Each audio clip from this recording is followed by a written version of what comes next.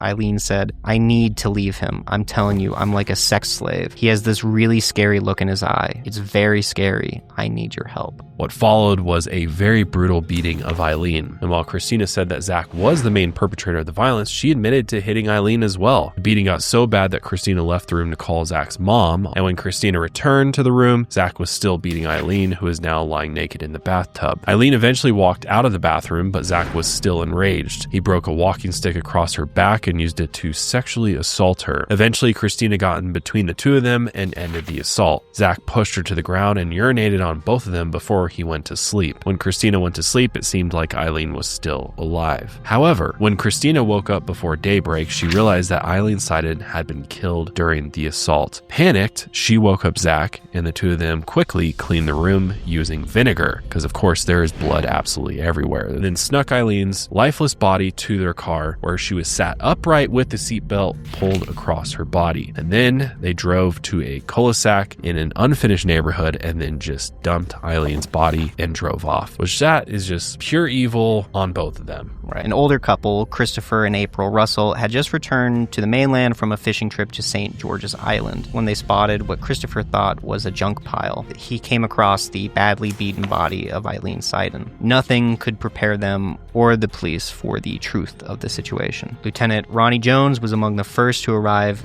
at the scene. At first, he was struck by the brutality of the murder. He called it overkill. Like, it was just horrible. Chief Medical Examiner Dr. Anthony Clark would later say that Eileen's body looked like the kind of thing I see in motor vehicle crashes. Less than 24 hours later, he received another call about an additional crime scene at Sportsman's Lodge Hotel. The blood in both scenes was a match. And with that, police arrested Zach Abel and Christina Araujo on April 24, 2018. Christina did not get life in prison, which was surprising to me and unfair in my opinion. She got 25 years though for second-degree murder, so she'll actually be 63 when she's released, as opposed to Zach. He will never be released unless he's able to win an appeal.